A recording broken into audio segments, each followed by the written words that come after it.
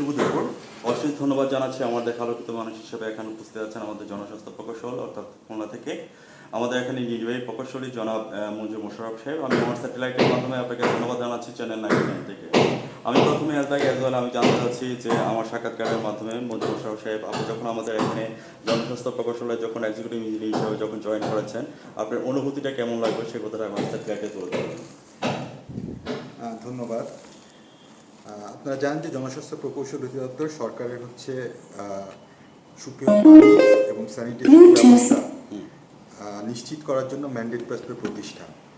তো আমি যখন প্রথমে খুলনা বিভাগের দায়িত্বে আমাকে প্রদান করা হয়, তখন আমি একই ধারে আনন্দিত হয়েছি এবং আমার সামনে একটা বড় চ্যালেঞ্জ ছিল।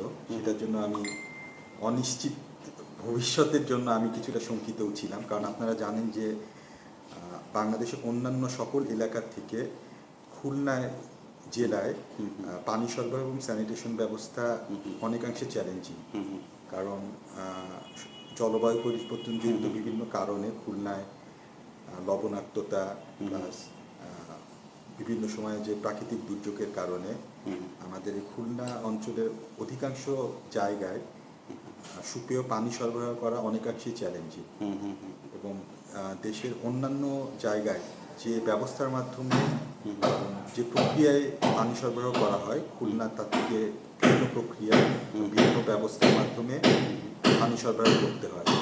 তো প্রথমেই তো যখন আমি খুলনায় কাজ করতে এসেছি, সেটা আমার জন্য ছিল চ্যালেঞ্জিং, টেকনিক্যালি এটা একটা চ্যালেঞ্জিং, এবং সেই জন্য আমি কিছুটা শঙ্কিত ছিলাম। কিন্তু আল্লাহর অশেষ রহমতে এবং এখানকার যে আমাদের ঊর্ধ্বতম যারা অফিসার আছেন তাদের সহযোগিতায় গত 1 বছর ধরে আমি খুলনার দায়িত্বে আছি এবং পানি সরবরাহের যে সরকারের যে ম্যান্ডেট সেটা বাস্তবায়নের জন্য আমরা সফলভাবে চেষ্টা করতেছি এবং আমরা ভবিষ্যতেও আশা করি আমরা এই চ্যালেঞ্জ সফলতার সাথে মোকাবেলা করতে পারব।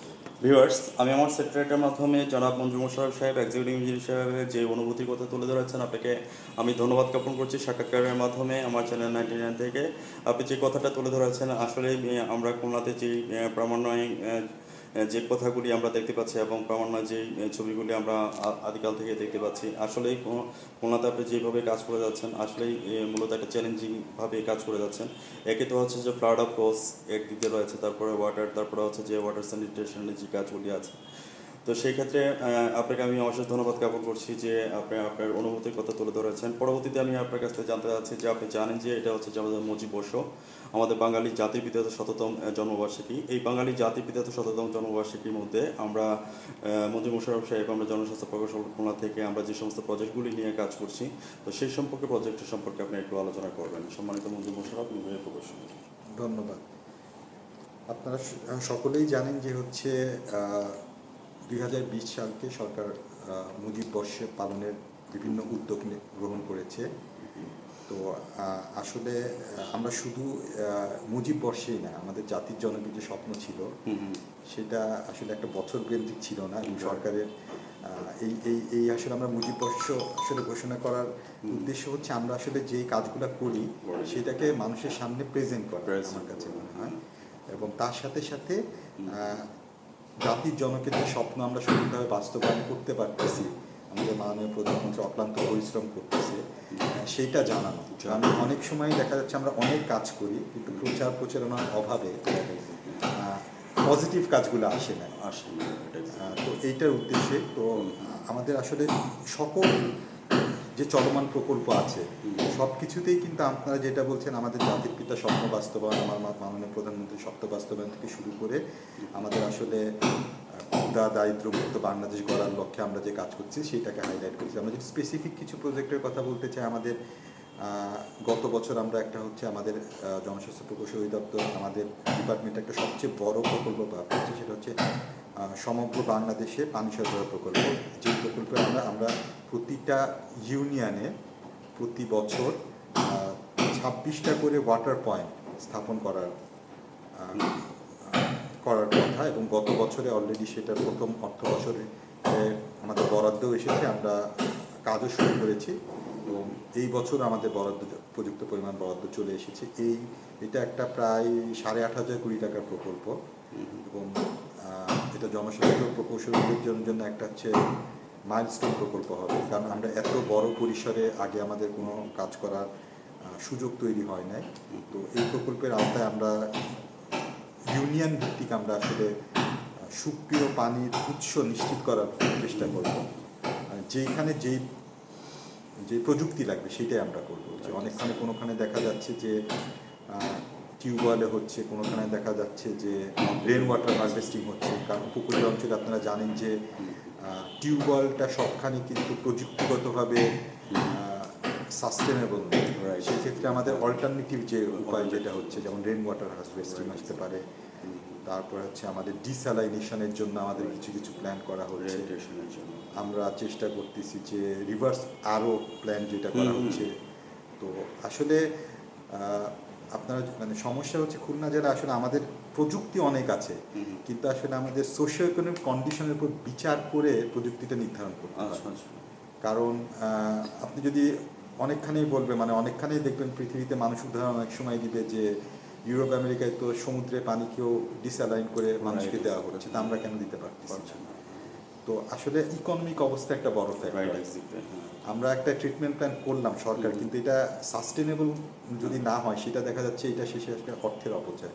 তো এই এলাকায় আপনার যার মানুষজন, উপকূলীয়বর্তী মানুষজন আসলে বিভিন্ন ধরনের প্রাকৃতিক দুর্যোগের সাথে মোকাবেলা করতে তাদের ইকোনমিক অবস্থা অন্যান্য অঞ্চলের তুলনায় অতখানি সচ্ছল না। তাদেরকে আমরা সেটা এই জন্য এমন টেকনোলজি ইন্ট্রোডিউস করতে চাই যেটা লো কস্ট বা সাস্টেনেবল টেকনোলজি। তো এই এলাকার জন্য আসলে রেন ওয়াটার হারভেস্টিংটাই সবচেয়ে পানি সংরক্ষণ করে যেটা।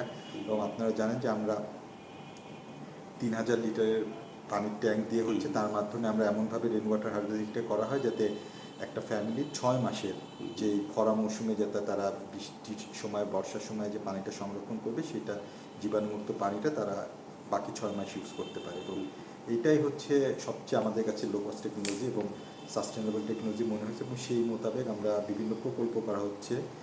আমরা এবং মাননীয় আপনারা জান কিছুদিন পূর্বে আমফান, যেটা হচ্ছে আমফানের ফলে এই এলাকা কিন্তু কয়রা, দাকব, পাইগাছায় ব্যাপক ক্ষয়ক্ষতি হয়েছে প্রতিটা সেক্টরে, এবং ওয়াটার স্যানিটেশনের অনেকাংশেই মানে সম্পূর্ণরূপে দেখা গেছে যে ধ্বংস হয়ে গিয়েছিল। তারপরেও আমরা ইমার্জেন্সি বেসিসে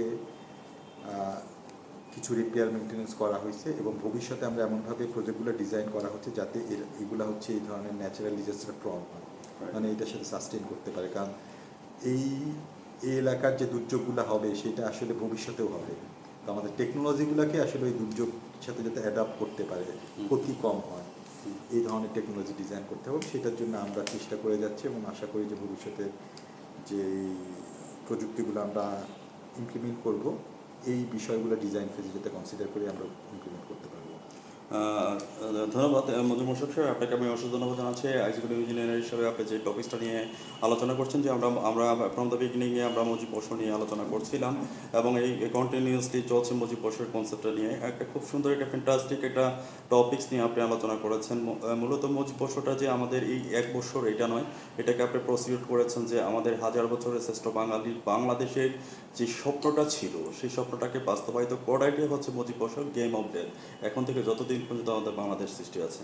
তো সেই জন্য আপনাকে অসংখ্য ধন্যবাদ। আমি আর একটা জিনিস জানতে চাচ্ছি যে 26 ওয়াটার পয়েন্টের কথাটা তুলে ধরেছেন, 26টা যে ওয়াটার পয়েন্ট তুলে ধরেছেন, বিভিন্ন ইউনিয়ন সেক্টরে এগুলির কাজগুলি চলছে। তো এখানে যে বাজেটটা আপনি তুলে ধরেছেন 8,500 কোটি টাকার যে বাজেট, রাইট, যে মেগা প্রজেক্টটা, জি হ্যাঁ, এছাড়া কি আমাদের কি অন্য কোনো আরও মেগা প্রজেক্ট বা অন্য কোনো কাজ চলমান প্রক্রিয়া আছে কি, বা বাজেট কি আছে সেই জিনিসটা আপনার কাছ থেকে জানতে আচ্ছা, চাচ্ছি। আমি যে প্রজেক্টের কথা বলছি 8,500 কোটি টাকার, সেটা হচ্ছে একটা প্রকল্পের আগে, এবং এটা সারা বাংলাদেশে চলতেছে। এই ধরনের কিন্তু আমাদের শুধু এইটা না, আমাদের আরও অনেকগুলো প্রকল্প চলছে। যেমন আমাদের হচ্ছে সমগ্র বাংলাদেশে আর্সেনিক নিরসন প্রকল্প একটা আছে, সেটা প্রায় 5,500 কোটি টাকার প্রজেক্ট। তারপরে আমাদের হচ্ছে আপনারা জানেন যে একটা বড় প্রকল্প আছে, সেটা হচ্ছে আমাদের পুকুর পুনঃখনন প্রকল্প। আপনারা জানেন যে এই এলাকায় যেহেতু মিঠা পানির অভাব, যেটা করা হচ্ছে বৃষ্টির পানিগুলো যে পুকুরে আগে যেটা হতো, যে আপনি যদি দেখেন যে আগে কিন্তু পানি সরবরাহের জন্য কোনো টিউবওয়েল ছিল না, বড় বড় পুকুর খনন করা হতো, এবং সেখান থেকেই পানি নিয়েই কিন্তু হিস্ট্রিক্যালি এই এলাকার মানুষজন। তো আসলে যদিও আমরা অনেক সময়ের সাথে আগাইছি, কিন্তু এই যে টেকনোলজিগুলা এখন আমরা কিন্তু অনেক ক্ষেত্রে রিয়েলাইজ করতেছি যে এইগুলা মোর হচ্ছে পরিবেশ বান্ধব এবং সাস্টেনেবল প্রজেক্ট। অনেক ক্ষেত্রে আমরা ধরেন টিউবওয়েল যেটা করা হচ্ছে সেটা হচ্ছে এই বৃষ্টির পানি সংরক্ষণ এখন হ্যাঁ পুকুরের পানিটাকে আমরা বিশুদ্ধ করে যাতে মানুষ পান করতেছে এরকম একটা আমাদের প্রকল্প আছে। এছাড়াও আমাদের হচ্ছে বিভিন্ন প্রকল্পের আওতায়, যেমন আমাদের এখন চালনা পৌরসভায় আমাদের একটা ওয়াটার ট্রিটমেন্ট প্ল্যান করা হবে। চালনা পৌরসভা মরাভাদ্র নদীর থেকে আমরা সারফেস ওয়াটার নিয়ে পুকুরের পানিটাকে নিয়ে সেটা ট্রিটমেন্ট একটা প্ল্যান তৈরি করা হবে। তার মাধ্যমে চালনা পৌরসভায় পানি সরবরাহের একটা প্রকল্প আছে, সেটা অলরেডি আমাদের হচ্ছে ট্রিটমেন্ট প্ল্যান্টের কাজ চলমান অবস্থায় আছে, আমাদের টেস্ট ফাইল করা হয়েছে। তো এরকম চালনা পৌরসভায় যেমন একটা কাজ চলছে ট্রিটমেন্ট প্ল্যান্ট। এছাড়াও অন্যান্য বিভিন্ন প্রকল্পের আওতায় আমাদের রিসেন্টলি গত বছর আমাদের হচ্ছে ফুলতলায় আমাদের একটা কেবিএস প্রকল্প, খুলনা, সাতক্ষীরা এবং বাগেরহাটে একটা প্রকল্প সমাপ্ত হয়েছে। তো এইভাবে বিভিন্ন প্রকল্পের আওতায় আসলে আমাদের চলমান পানির উৎস স্থাপনের বিভিন্ন চলমান প্রকল্প আছে। আর এছাড়াও আমাদের যেটা হচ্ছে একটা বড় প্রকল্প হচ্ছে আমাদের হচ্ছে আপনারা জানেন যে স্যানিটেশনের জন্য পিডিপি প্রাইমারি স্কুলগুলোতে আমাদের হচ্ছে শিক্ষা ব্যবস্থা সরকারি প্রাথমিক বিদ্যালয়গুলোতে শিক্ষা ব্যবস্থা শক্তিশালীকরণের জন্য একটা প্রকল্প আছে সরকারের প্রাথমিক শিক্ষা মন্ত্রণালয়ের, তার আওতায় এলজিইডি হচ্ছে স্কুল ভবন সম্প্রসারণ করে এবং আমরা স্কুল ভবনে ওয়াশ ব্লক ওয়াশ ব্লক এবং পানি উৎস স্থাপনের কাজ করে থাকি। তার আওতায় আমরা পিএডিপি 3 প্রকল্পটা শেষ করে এখন পিএডিপি 4 প্রকল্প আছে, সেটার আওতায় আমাদের যতগুলা শহরে আমাদের মানে খুলনা জেলায় যতগুলা প্রাথমিক বিদ্যালয় আছে সবগুলাতে আমরা হয়তো এটা হচ্ছে 2022 সাল পর্যন্ত চলবে ক্রমান্বয়ে, আমরা সবগুলাতেই আমরা নিরাপদ স্যানিটেশন এবং পানি ব্যবস্থা নিশ্চিত করব, সেটার লক্ষ্যে কাজ চলতেছে। এই বছরে অলরেডি আমি এখন পর্যন্ত প্রায় 85টা স্কুলে টেন্ডার করা হয়েছে। কাজও শুরু হতো, কিন্তু আসলে আমাদের এখানকার সয়েল কন্ডিশন একটু ডিফিকাল্ট। মানে অন্যান্য জায়গায় যেমন আমরা নর্মাল হচ্ছে ফাউন্ডেশন দিয়ে কাজ করতে পারি, এখানে অনেক ক্ষেত্রেই দেখা যাচ্ছে আপনাকে সয়েল ডেভেলপমেন্ট করা লাগতেছে, পাইল দেওয়া যাচ্ছে, এই জন্য কিছুটা দীর্ঘায়িত হলেও আমরা আশা করি আগামী 2-1 মাসের মধ্যে এই সবগুলো কাজ শুরু করব এবং ক্রমান্বয়ে আমরা যে সরকারি যে ম্যান্ডেট আছে যে প্রতিটা প্রাথমিক বিদ্যালয়ে সুপেয় পানি এবং স্যানিটেশন ব্যবস্থা নিশ্চিত করা হবে এই পিএডিপি 4 প্রকল্পের আওতায়। আমরা আশা করি যে আমাদের নির্ধারিত সময়ের মধ্যে যে আমাদের উপর যে অর্পিত দায়িত্ব সেগুলো আমরা পূরণ করতে সক্ষম। ধন্যবাদ। বাই দ্য ওয়ে আমি একটু কথা প্রসঙ্গে যাচ্ছি যে জানলা যে আপনি পৌরসভার যে প্রজেক্টের কথা বলেন ফুলতলা, তারপরে আমরা এখানে P3 আমরা অলরেডি ডান করেছি। এখানে যে প্রজেক্টগুলির যে কাজগুলি হয়েছে এটার বাজেট সম্পর্কে কি আমাকে একটু বলতে পারবেন একটু এই ব্যাপারটাতে? জানলাতে আমরা কত টাকা পৌরসভার যে বাজেটের কাজ? আচ্ছা আমি বলতে যেটা হচ্ছে যে যেমন চালনা পৌরসভা আমাদের ওইটা হচ্ছে 23 পৌরসভা একটা প্রকল্প আছে, তার মধ্যে মানে বাংলাদেশের 23টা পৌরসভায় হচ্ছে ওয়াটার স্যানিটেশন এবং আমরা বর্জ্য ব্যবস্থাপনা মানব বর্জ্য ব্যবস্থাপনা যে এখন যেটা হচ্ছে এখন আমরা ফিকাল স্লাজ ম্যানেজমেন্ট যেটা বলতেছি সেটা একটা বড় ইস্যু। জায়গা থেকে করছেন নাকি? না, এটা 23 পৌরসভা যে প্রকল্পটা সেটা সম্পূর্ণ হচ্ছে জিওবির অর্থায়নে হচ্ছে। তো চালনা পৌরসভায় হচ্ছে এই সকল কাজের জন্য আমাদের ডিপিপিতে প্রায় 25 কোটি টাকার মতো বরাদ্দ আছে। তো এটার মধ্যে ট্রিটমেন্ট প্ল্যান্ট হবে, তারপরে পাইপলাইন হবে, ফিকাল সাজ মানব বর্জ্য ব্যবস্থাপনার যে প্ল্যান্ট হবে, তারপরে হচ্ছে যেটা বললেন যে ডাম্পিং সাইটগুলো ডেভেলপমেন্ট করা হবে, তারপরে হচ্ছে পাবলিক টয়লেট হবে। তো সম্পূর্ণ 23 কোটি টাকার মানে অ্যারাউন্ড 25 টাকার কাজ হবে। আর চালনা পৌরসভায় যে কাজটা হচ্ছে, আর ফুলতলায় আমাদের যে কাজ হয়েছে সেটা অনেক কিছুই হয়েছে। ফুলতলা আমাদের সেটা আমি এক্স্যাক্ট অ্যামাউন্টটা হয়তো এই মুহূর্তে বলতে পারবো না, তবে ওই প্রকল্পটা ছিল সম্ভবত হচ্ছে 400 থেকে 500 কোটি টাকার প্রকল্প ছিল। এটা আমাদের বিভিন্ন খুলনা ছিল, বাগেরহাট ছিল এবং সাতক্ষীরা ছিল, 3টা জায়গায় কাজ হয়েছে। আমি আমার স্যাটেলাইটের মাধ্যমে আপনাকে ধন্যবাদ জ্ঞাপন করছি এবং আমরা যে প্রাইমারি স্কুলের যে P3 যে কাজটা আমরা ডান করতে পেরেছি, এখন আমাদের PDP 4 আর P3 অলরেডি ডান হয়ে গেছে। তো PDP-4 এর যে কাজ এখন এটা কী অবস্থায় আছেন এবং কতটুকুভাবে আমরা সম্প্রসারিত হয়েছি সেই জিনিসটা আপনার, আর এখানে আপনি যে ভিশনের কথাটা বলেছেন এটা 2022 পর্যন্ত, রাইট? তো এই ব্যাপারটা একটু এক্সপ্লেন করবেন। আচ্ছা, ধন্যবাদ। আপনি যেটা বললেন আসলে আমাদের যেমন ভিশন যেটা যে 20 পর্যন্ত যেটা বেসিক্যালি আমাদের ওয়াটার স্যানিটেশন সেক্টর মানে সরকারি সব সেক্টরই কিন্তু আমরা আমাদের মেন হচ্ছে এখন এসডিজিকে আমরা ফলো করি। এসডিজিতে আমাদের হচ্ছে 2030-এর মধ্যে আমাদের কিছু লক্ষ্যমাত্রা নির্ধারণ করা আছে। ওয়াটার এবং স্যানিটেশনের ক্ষেত্রে এসডিজি যেটা 6.2, 6.3 কিছু ইন্ডিকেটর দেওয়া আছে। তো আমাদের যেটা হচ্ছে ন্যাশনাল পলিসি বলে 5 ইয়ার পলিসি কিংবা যে কোনো পলিসি কিন্তু সবগুলাকেই হচ্ছে আমাদের এসডিজিকে আমাদের পূরণ করতে। আমরা জানেন যে আমরা এমডিজি যেটা ছিল মিলেনিয়াম ডেভেলপমেন্ট গোল, যেটা 2015-এর মধ্যে আমাদের একটা টার্গেট ছিল, আমরা সফলভাবে পালন করছি এবং পূরণ করতে পারছি। এখন সরকারের পৃথিবীর সবগুলা দেশেরকে এখন হচ্ছে এসডিজিকে ফলো করতেছে তাদের পলিসি ফ্রেমওয়ার্কে, যাতে একটা ইউনিফর্মিটি আসে সব দেশের কাজের মধ্যে। তো এসডিজির লক্ষ্য বাস্তবায়নের জন্য যেটা হচ্ছে আসলে এমডিজিতে ছিল হচ্ছে কিছু টার্গেট ছিল, কিছু লক্ষ্যমাত্রা ছিল, সেগুলো হচ্ছে যেমন দেখা যাচ্ছে আমাদের এমডিজির যে টার্গেটগুলো ছিল, আমাদের যে প্রভার্টি লেভেলটাকে যা ছিল তার হাফ করতে হবে, কিংবা স্যানিটেশন কাভারেজ যেটা ছিল যে সেটাকে যা ছিল সেটাকে অর্ধেক করতে হবে। এসডিজিতে কিন্তু এবং এসডিজির টার্গেটগুলো যেমন এমডিজির যে টার্গেট ছিল যে আমাদের হচ্ছে ওপেন ডেফিকেশন যেটা বলা হয়েছে, ওপেন ডেফিকেশনকে আমরা 0 করতে হবে। তো ওইটা ছিল বেসিক টার্গেট। ওইটা অ্যাচিভ করা আমাদের এসডিবি টার্গেটগুলো কিন্তু অনেকাংশেই হচ্ছে এমডিজিতে অনেক আগায় যেতে হবে। যেমন ওপেন ডেফিকেশন কিন্তু আমরা 0%-এ নিয়ে আসছি, কিন্তু এখনও যেটা হচ্ছে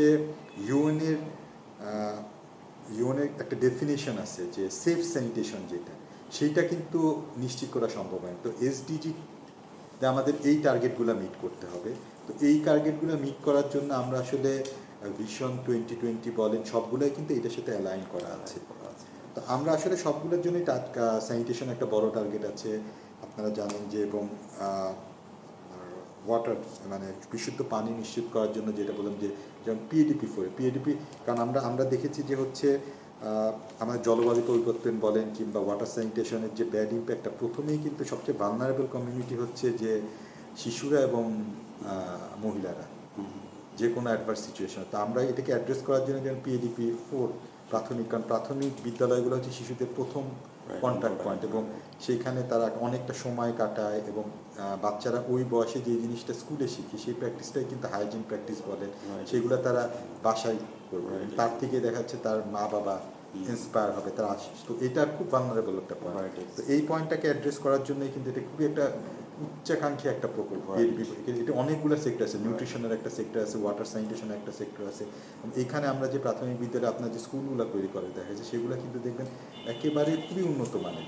মানে দেখা টাইলস করে দেওয়া আছে, বাচ্চাদের হাত ধোয়ার জন্য কমোড করে দেওয়া আছে এখানে, এবং ডিসেবল বাচ্চাদের জন্য, ডিসেবল যারা হুইল চেয়ারের ব্যবস্থা থাকে, ডিসেবল মানে এইটা মানে এগুলো হচ্ছে যে ইটস লাইক মডেল একটা প্রজেক্ট, মানে যাতে এখান থেকে দেখে এটা কিন্তু যে শুধু হাইজিন প্র্যাকটিস না, দেখা যাচ্ছে কোনো একটা এমন একটা মানে আমরা PADP-4-এ কিংবা 4-এ আমরা চাচ্ছি যে এমন একটা হয়তো এমন খুব প্রত্যন্ত অঞ্চলে এমন একটা ওয়াশ ব্লক তৈরি করা হবে যে এটা দেখে মানুষ বুঝে যে ভালো জিনিসটা কীরকম হতে পারে।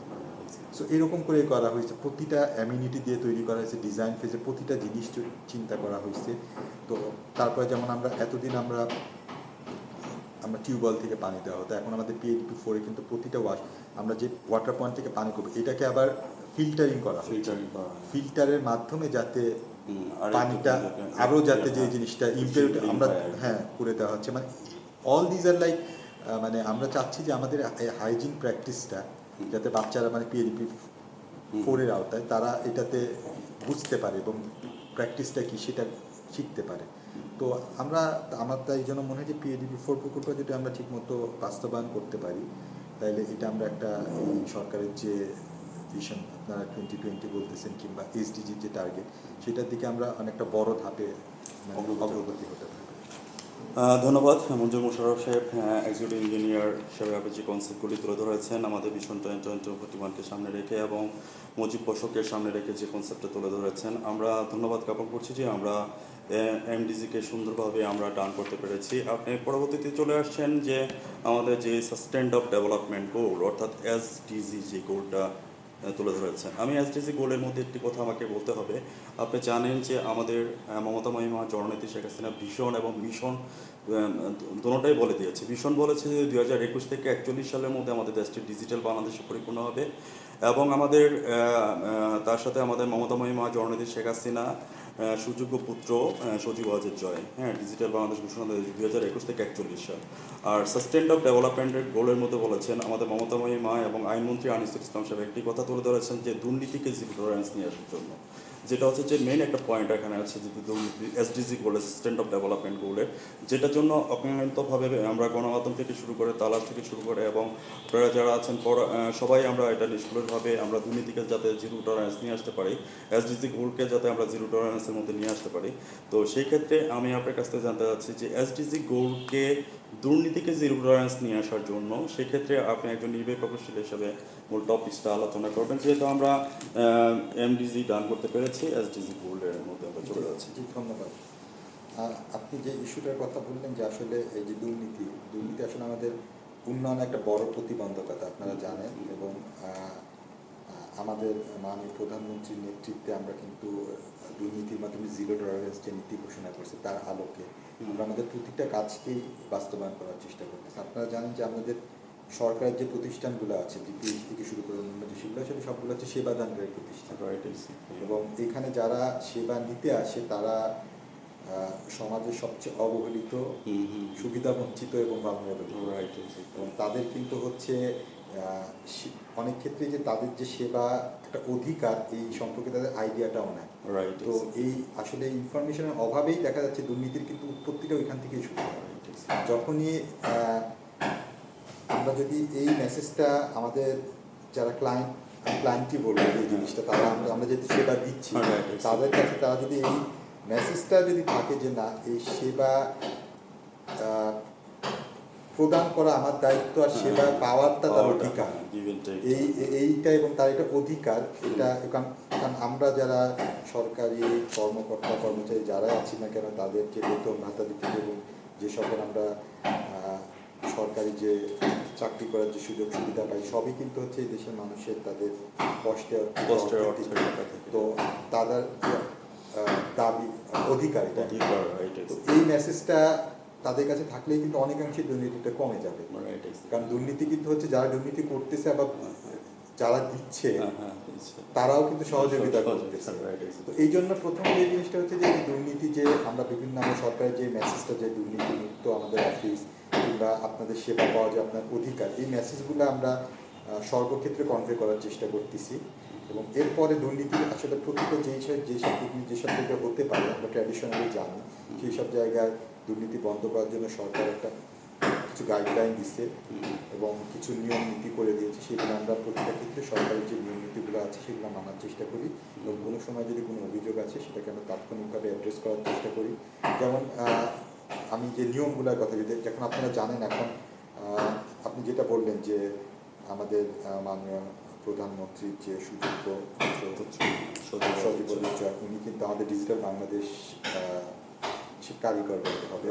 তো উনি যেগুলা মানে ডিজিটালি যেই যেমন আমরা ইজিপিতে এসেছি, আমরা এখন কমিউনিকেশনের প্রতিটাই আপনারা জানেন করোনার সময় যখন বিশ্ব স্তব্ধ হয়ে গেছে তারপরেও কিন্তু আমরা আমাদের কমিউনিকেশন আমাদের জুম মিটিং বলেন ডিজিটাল প্ল্যাটফর্মে যেটা দরকার সেই ইনফ্রাস্ট্রাকচারগুলো এখন কিন্তু আমাদের হয়ে গিয়েছে। তো তার মাধ্যমে আমরা কিন্তু এখন আমাদের যে ইনফরমেশন যে রেভলিউশন যেটা এখন হয়েছে, এই বিপ্লবটা হয়তো অনেক ক্ষেত্রে আমরা সুবিধা ভোগ করতেছি, কিন্তু এটা কীভাবে হয়েছে সেটা অনেকে আমরা জানি না। কারণ আপনি যদি ওভার দ্য লাস্ট 10 ইয়ার্স যেরকম ইন্টারনেটের যে ধরনের মানে ব্যাপ্তিটা যত এখন কিন্তু আমরা ইউজ করি, ফলে এটা প্রসেসটা কিন্তু আমরা ভুলে গেছি। আগে যদি আমি চিন্তা করি, এখন আপনি যদি চিন্তা করেন যে একসময় টিভির উপর সংবাদপত্র টিভি কিংবা পত্রিকার উপর নির্ভর ছিল, এখন কিন্তু সামাজিক প্ল্যাটফর্মেই আমরা সব কিছু পাচ্ছি। তো এই রেভলিউশনটা আসলে আমরা এত ম্যাসিভ হয়েছে যে এটাকে অস্বীকার করে আমরা সরকারি বলেন বেসরকারি বলেন কোথাও আমরা এটার সাথে তাল না মিলায় চলে আমরা পিছিয়ে পড়বো। তো এই জন্য প্রতিটা ক্ষেত্রে আমরা এই ইনফরমেশন টেকনোলজি যে অ্যাডভান্টেজগুলো সে নেওয়ার চেষ্টা করতেছি। এবং আমি যেটা প্রথমেই বলছি, দুর্নীতি যখনই প্রত্যেক মানুষ অধিকার সম্পর্কে সচেতন হবে এবং এই ইনফরমেশনের ট্রান্সপারেন্সি আসবে, তখন কিন্তু এটা এমনিতেই দুর্নীতিটা বন্ধ হয়ে যাবে। আপনি যদি চিন্তা করেন দুর্নীতির মূলে কিন্তু আমার কাছে যেটা হচ্ছে, যেটা আপনি আপনার অধিকার সম্পর্কে না জানেন এবং আপনার কাছে যদি প্রপার ইনফরমেশন না দেন, আপনি যদি না জানেন আমাদের টেন্ডার আগে যে জিনিসটা হচ্ছে কখন টেন্ডার হচ্ছে কীভাবে হচ্ছে অনেকেই জানে। এখন এটা আমাকে ম্যান্ডেটরি, ইজিপিতে আপনি এখন আমি কিন্তু ইচ্ছা না করে আপনাকে কোনো ইনফরমেশন হাই করতে পারবো। এখন আমাদের তথ্য অধিকার আইন আছে, আপনি আমাকে যদি কোনো একটা ইনফরমেশন চান, আপনি আমাকে, আমি না দিতে যেতে পারি, আপনি আমাকে লিখিত ফর্ম আছে এটা দিতে হলে অটোমেটিক্যালি সিস্টেমই আপনাকে 3 দিন পর নিতে আপনাকে নক করতে হবে না, আমার সিস্টেমই আমাকে নক করবে ইনফরমেশনটা কেন আছে। তো এই জিনিসগুলো এখন হওয়া যাওয়ার পরে আমি মনে করি দুর্নীতি অনেকাংশেই কমে গেছে।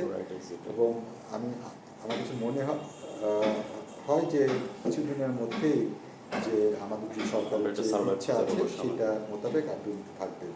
ধন্যবাদ। খুব সুন্দর একটি প্রস্তাবনার মধ্যে চলে আসছে মঞ্জু মোশাররফ সাহেব, এক্সিকিউটিভ ইঞ্জিনিয়ার সাহেব। আমি শেষ পয়েন্টের মধ্যে চলে আসছি আমরা, যে ইজিপির যে কথাটা তুলে ধরলেন, যে আগে এক সময় আমরা যে টেন্ডারের কথাটা তুলে ধরি, এক সময় যখন টেন্ডার চলতো, ম্যানুয়াল পদ্ধতিতে যখন টেন্ডার চলতো, তখন জীবন বাজি নিয়ে চলতে হতো। আমরা দেখতো আমাদের গণমাধ্যম থাকতে হতো, তারপর প্রশাসন বিভাগ আমাদেরকে সব দিকে সাপোর্ট দিতে হতো, একটা রিস্কের উপরে চলতে হতো, টেন্ডার বাজি হতে হতো এখানের মধ্যে। এখন আমরা যেহেতু ইজিপির মাধ্যমে চলে আসছি, ইজিপি হওয়াতে এখন আমরা এটা স্বচ্ছ এবং সুষ্ঠুভাবে করে বসে আমরা জিনিসটাকে ফাইন্ড আউট করতে করতেছি। তো এই যে আজকে যে আমরা ইজিপির মধ্যে চলে আসছি, আমরা ম্যানুয়াল পদ্ধতি থেকে যে আজকে যে সচিব ওয়াজেদ জয় যে ডিজিটাল বাংলাদেশে ভিশন 2041কে সামনে রেখে এবং আগামী যে 100 সনের যে মিশনটা দিয়েছে, হ্যাঁ, তো সেক্ষেত্রে যে এই যে অ্যাডভান্টেজটুকু আপনি তুলে ধরেছেন, আপনাকে অশেষ ধন্যবাদ। আর একটা জিনিস হচ্ছে যে আমি সাস্টেইনেবল ডেভেলপমেন্ট গোলের মধ্যে আরেকটা কথা, শেষ কথাটা আমি তুলে ধরবো, যারা মানে আউটপুটে কাজ করছেন, রাইট, যারা আউটপুটে কাজ করছেন, বিশেষ করে মনে করেন যে ঠিকাদার আছে বা আছেন, অনেক সময় হেরফের করার চেষ্টা করে, হ্যাঁ, তো সেই ব্যাপারে আপনি অভিমতটা একটু প্রকাশ করবেন। জি, ধন্যবাদ। আপনি যেটা বলতেছেন আসলে একই কথা, আমি আবারও একই জিনিস বলবো। প্রতিটা আসলে আপনি যেটা বললেন যে ঠিকাদার অনেক সময় তার দায়িত্ব ঠিক মতো পালন করতেছে না, এটাও কিন্তু এক ধরনের করাপশন। করাপশন যে শুধু আমাদের দিকে বলা হচ্ছে যে সরকারি কাজে হচ্ছে সেটাই না, করাপশন সবখানেই হতে পারে। এবং আমি প্রথমেই যেটা বলছি, প্রতিটা করাপশনে যদি আপনি মূলে যান, আপনি দেখবেন প্রথম কথাই হচ্ছে এখানে যে অস্বচ্ছতা একটা আছে, সেটা হচ্ছে যে ইনফরমেশনের অস্বচ্ছতা। ধরেন আমার এখানে কোথাও কাজ হচ্ছে, ওইখানকার যে সুবিধাভোগী সে যদি না জানে পুরো কাজটা কি হওয়ার কথা, সেখানে কিন্তু তখন কিন্তু ঠিকাদার তার কাজটা তার দায়িত্ব পালন না করে চলে আসবে। তো এখন আসলে যে জিনিসটা হচ্ছে, সরকার ডিজিটাল আইন করেছে, ডিজিটাল তথ্য আইন করেছে, plus access to information act আছে, আপনি বলেন টেন্ডার যেগুলো হচ্ছে অনলাইনে হচ্ছে।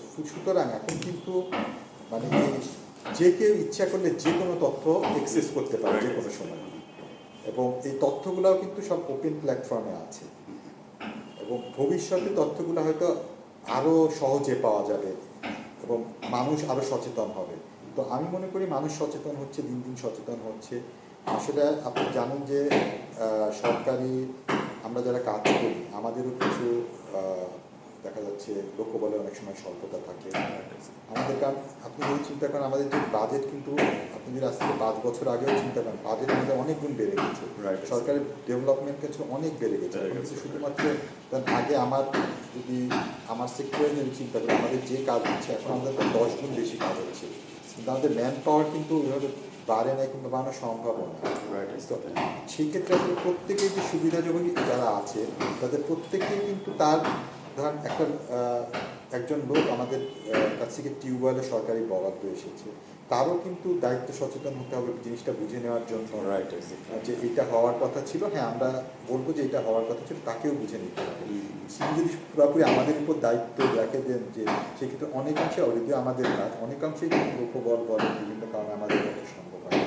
তো তারা যদি জানেন যে ওয়ার্ক অর্ডারে কী আছে, তারাও যদি দেখে নেন, টেকনিক্যাল হয়তো সব বিষয়ে বুঝবে না, কিন্তু তাদের যদি আগ্রহটা থাকে সেই ক্ষেত্রেই দেখবেন যে অনেকাংশেই দেখা যাচ্ছে এই ধরনের যে উদ্যোগগুলো আছে।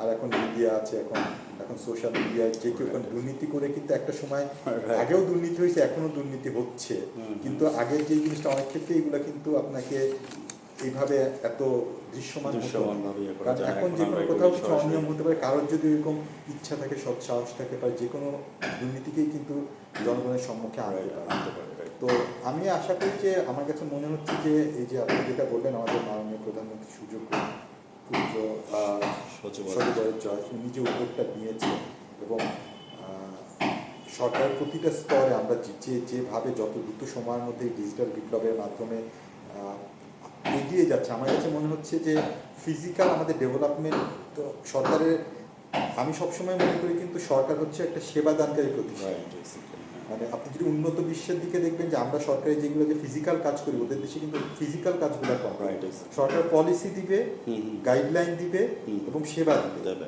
প্রাইভেট সেক্টরে তারা কিন্তু কাজগুলো করবে তো এবং এই সেবা দান করার জন্য সবচেয়ে বড় যেই হচ্ছে যে ইনফ্রাস্ট্রাকচার যে ডিজিটাল ইনফ্রাস্ট্রাকচার সেটা যখন করা হচ্ছে এবং আমি আশা করি এই ইনফ্রাস্ট্রাকচারটা যখন আমরা যেভাবে করতেছি এবং অল্প সময়ের মধ্যে এটা যখন আরও স্ট্রেংথ হবে তখন ধীরে ধীরে দেখা যাবে সরকারের সকল যে আমাদের লক্ষ্যমাত্রা আছে আমরা পূরণ করতে সক্ষম হব। ধন্যবাদ জনাব মঞ্জুর মোশাররফ সাহেব, আপনি সাক্ষাৎকারের মূল পয়েন্টগুলি তুলে ধরেছেন। আমি আমার স্যাটেলাইটের একবার শেষ পর্যায়ে চলে আসছি। ভিউয়ার্সে যারা আমার স্যাটেলাইটের সামনে আছেন এবং বাইরে আছেন, আমাদের টেবিল টক শোটি আজ রাত 11:30 মধ্যে আপনারা সবাই দেখে নিন। আবারও আপনারা সাবস্ক্রাইব করে নেন আমাদের অনলাইন সেক্টর থেকে www.brightnews99.com এবং প্রয়োজনে আমাদের টিভি নেটওয়ার্কের হিসাবে আমাদের ইউটিউব চ্যানেল আছে, ইউটিউব চ্যানেল থেকে জানতে পারেন। এবং আমরা চলুন আমরা সবাই মিলে আমরা জনস্বাস্থ্য প্রকল্পে মঞ্জুর মোশাররফ সাহেবকে আমরা সহযোগিতা করি এবং আমাদের বাজেট অনুসারে আগে এক সময় যে বাজেটটা দেওয়া হতো সেখান থেকে আমাদের এখন জননেত্রী শেখ হাসিনা আমাদেরকে 5 থেকে 10 গুণ বাড়িয়ে দিয়েছে এবং আমাদের দেশকে সাস্টেনেবল ডেভেলপমেন্ট গোলকে সামনে রেখে আমরা সবাই চলুন আমাদের দুর্নীতিমুক্ত দেশ গড়ে তুলি। সেই সুবাদে আমি আমার সেক্রেটারির মাধ্যমে আপনাকে ধন্যবাদ জ্ঞাপন করছি। ভালো থাকেন, সুস্থ থাকেন। ধন্যবাদ আপনাকে, ধন্যবাদ সবাই। ধন্যবাদ আপনার মাধ্যমে আপনার চ্যানেলে সকলকে আমি ধন্যবাদ জানাচ্ছি এবং আমিও আশা করি যে আপনারাও আপনাদের নিউজের মাধ্যমে সরকারি সকল যে উন্নয়নমূলক কার্যক্রম আপনারা সবাইকে পৌঁছে দেবেন। ধন্যবাদ।